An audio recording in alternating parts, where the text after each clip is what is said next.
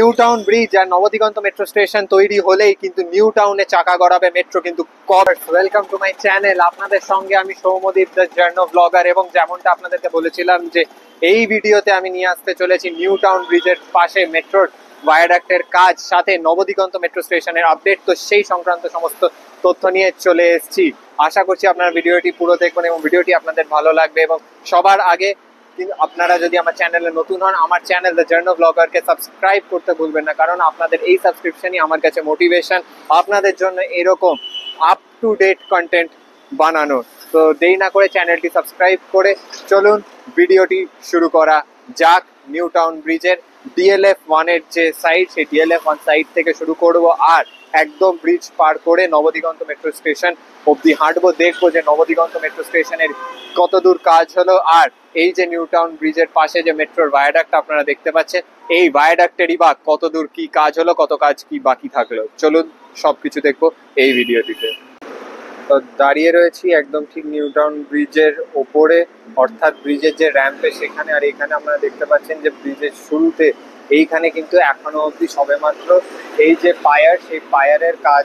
এই জায়গাটিতে এখনো অবধি গার্ডার লঞ্চ হয়নি, এই পোর্শনটুকু এখনো গার্ডার লঞ্চ করা নিউ টাউনের দিক থেকে সল্টলেকের দিকে যাওয়ার জন্য। এবং বাকিটি পোর্শন এবার হাঁটা শুরু করবো। এই দিকটা আপনাদেরকে দেখিয়ে দিলাম যে এইখানে এখনো প্রায় বলা যায় যে 100 মিটার মতো এখানে গার্ডার লঞ্চিং এর কাজ এখনো বাকি আছে। ওখানে ক্রেন আর সমস্ত যন্ত্রাংশ রাখা রয়েছে যা দিয়ে এখানে কাজ চলছে। ইনফ্যাক্ট এই পায়ারটাও কিন্তু কিছুদিন আগেই সদ্য ইরেক্ট করা হয়েছে। এই পায়ারটি দেখেই সেটা বোঝা যাচ্ছে, কারণ কি আমার লাস্ট ভিডিওটি আপনারা যদি দেখেন তখনও কিন্তু এই পায়ারের কাজ তখনও শুরু হয়নি, বা শুরু হয়ে থাকলে সম্পূর্ণ হয়নি। এবার পায়ারের কাজ হয়েছে। এবার এখানে এই যে পায়ার ক্যাপ তৈরি হবে। দুটি পায়ার রয়েছে, দুটি পায়ার যে দুটি পায়ার পর এখানে পায়ার ক্যাপ হবে। পায়ার ক্যাপের পর এখানে এই যে এই স্প্যান করা হবে। এবার চলুন নিউ টাউন ব্রিজ ধরে এগিয়ে যাই। পাশ দিয়ে মেট্রোর ব্রিজও যাচ্ছে, তো তাতেই বোঝা যাবে যে কতদূর কি কাজ হয়েছে। বিশেষ করে কেষ্টপুর খালের ওপর যে গার্ডার লঞ্চিং এর কথা ছিল, সেই গার্ডার লঞ্চিং হয়েছে কিনা সব রহস্য এইখানেই সমাপ্তি। তো চলুন যাওয়া যাক।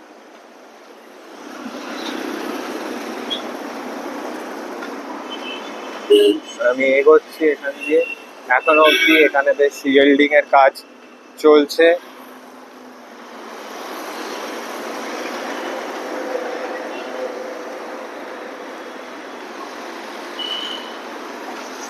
এইখান থেকে কিন্তু স্কাইলাইনটা বেশ ব্যাপক লাগছে, আর যখন মেট্রো চলবে তখনও কিন্তু খুব ব্যাপক লাগবে এখান থেকে স্কাইলাইনটা। স্পেশালি এই যে কার্ভটা যেটা এখান দিয়ে যাচ্ছে, এই কার্ভটা কিন্তু আরো সুন্দর। বেশ যে ভিউটা, সেই ভিউটাকে কমপ্লিমেন্ট করে দিচ্ছে।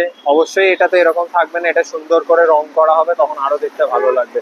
আর বলতে বলতে আমি এখানে চলে এলাম কেষ্টপুর খালের ওপরের যে পোর্শনটা, অর্থাৎ এই যে এবার এটি দেখে নিন। কেষ্টপুর খালের ওপর কিন্তু বহু বছর ধরে, বলতে গেলে নিউ টাউনের দিকে আপনারা জানেন যে ভায়াডাক্টের কাজ প্রায় শেষই হয়ে গেছিল। কয়েকটা যে বিস্তীর্ণ কিছু জায়গা ছাড়া, যেরকম মাদার্স ওয়াক্স মিউজিয়াম বা যাত্রাগাছি, এই সমস্ত জায়গায় বাকি ছিল, কিন্তু এইখানে একটা মেজর গ্যাপ ছিল। এবার সেই গ্যাপটাও কিন্তু ভরে ফেলা হয়েছে।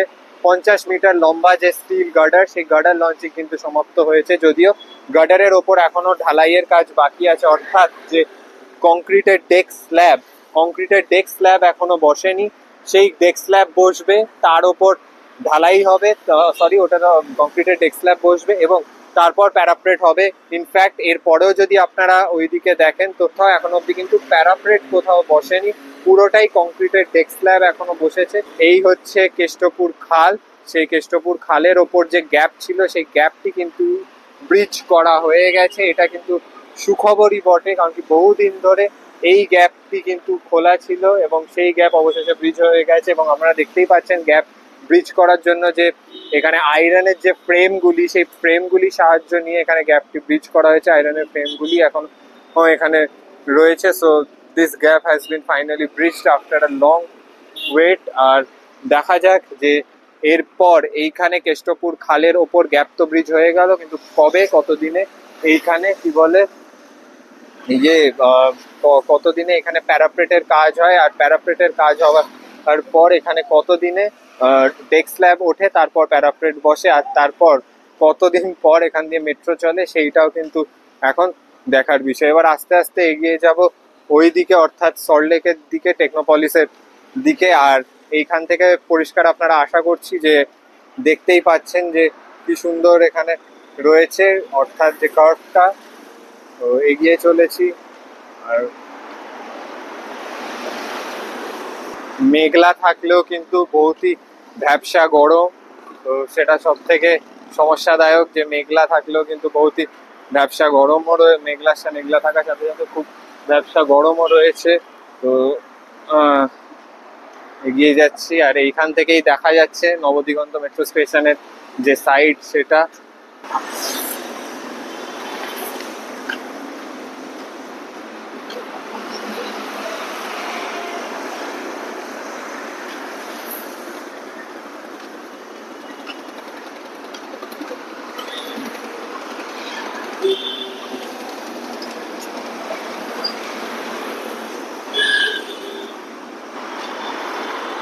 আর দেখতেই পাচ্ছেন ওই যে নবদিগন্ত মেট্রো স্টেশন, আর মেট্রো স্টেশনের একটি সাইডের কিন্তু ডেস্ক স্ল্যাব কাস্টিং, সেই কাস্টিং কিন্তু শুরু হয়ে গেছে। ডেস্ক স্ল্যাব কাস্টিং বা ফেস কাস্টিং কি, চলুন আপনাদেরকে বলছি সাইটে একদম পৌঁছে। তার আগে এখানে দেখতে নিই, কাজ মোটামুটি হয়ে গেছে, প্যারাফ্রেট হলেই এইটা কমপ্লিট হয়ে যাবে আশা করছি। আর তারপর রং করা, ট্র্যাক লাইন, ওগুলো তো পরের ব্যাপার, আগে বেসিক কাজটা তো এখানে হোক।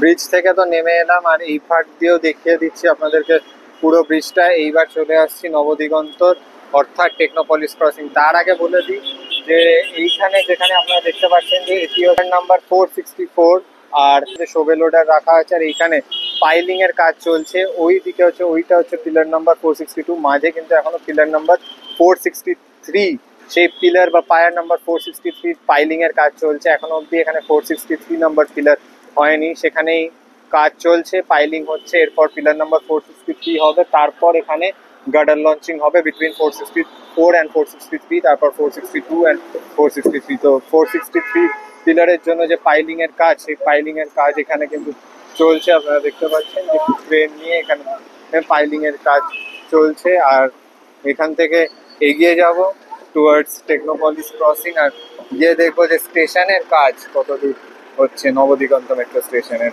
কাজ।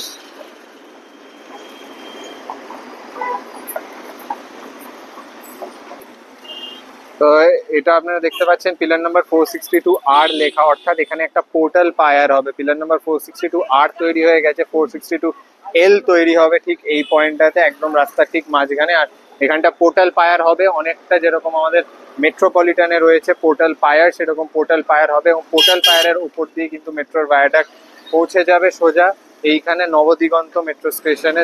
পায়ার নাম্বার 462 এর জন্য সমস্ত কনস্ট্রাকশন ম্যাটেরিয়ালস এখানে রয়েছে, দেখতে পাচ্ছেন আপনারা। ওই যে 462 আর এইখানে 462 এল হতে চলেছে, যার ওপরে একটি পায়ার ক্যাপ বসানো হবে এবং তার উপর দিয়ে ভায়াডাক্ট যাবে। এখানে দেখে নিন 462 এল এর যে স্ট্রাকচারটা, অর্থাৎ এই যে আয়রনের রডগুলোকে একটি সিলিন্ড্রিক্যাল স্ট্রাকচারটা, যেটা সেই স্ট্রাকচারটা করে ফেলা হয়েছে, আর এখানে সেটার কাজ চলছে। চলুন এখান থেকে এগিয়ে যাই এবার নবদিগন্ত মেট্রো স্টেশনের সাইডে, আর আপনাদেরকে দেখাই যে নবদিগন্ত মেট্রো স্টেশনের কাজ কত দূর হলো।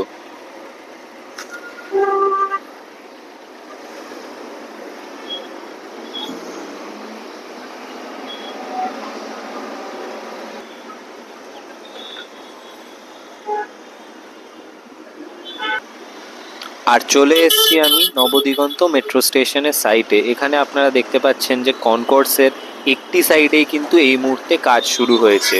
এর একটাই কারণ Bidhannagar traffic police traffic block দেওয়ার সময় আরবিএনএলকে জানিয়েছিল যে এইখানে যেহেতু বিশ্ব বাংলা সরণির ওপর এটি একটি ভীষণ ব্যস্ততম রাস্তা, অফিস টাইমে যানবাহনের প্রচুর চাপ থাকে। আপনারা দেখতেই পাচ্ছেন যে এই দুপুরবেলায় যানবাহনের কত চাপ রয়েছে এখানে। তো অফিস টাইমে তো যারা এখানে তথ্য প্রযুক্তি কেন্দ্রে কর্মরত যারা রয়েছেন ভিউয়ার্সরা, তারা নিশ্চয়ই জানবেন।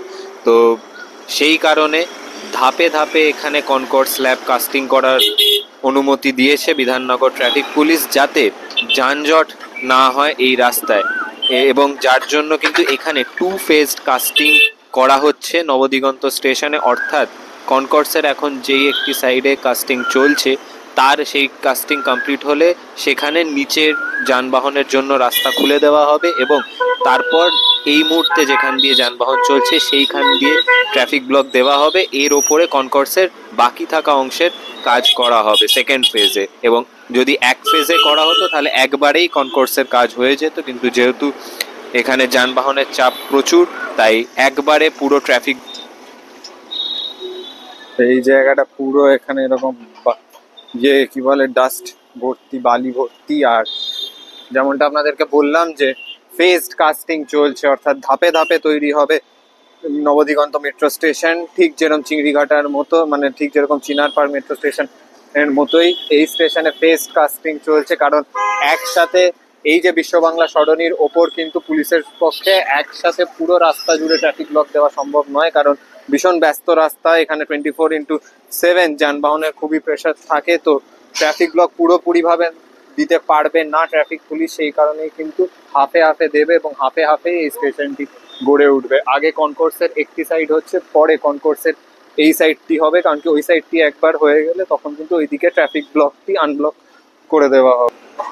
এবং অবশ্যই তারপর ট্রাফিক ব্লক একবার, অর্থাৎ যেই দিকে এই মুহূর্তে কনকোর্স নির্মাণ হচ্ছে সেই দিকে একবার ট্রাফিক ব্লক আনব্লক করে দিলে ওই দিক দিয়ে ট্রাফিক যাবে, এবং এই মুহূর্তে যে দিক দিয়ে ট্রাফিক যাচ্ছে সেই দিকে কিন্তু ব্লক দেওয়া হয়, যাতে কনকোর্সের এই বাকি থাকা কাজটিও সম্পূর্ণ করে ফেলা যায়।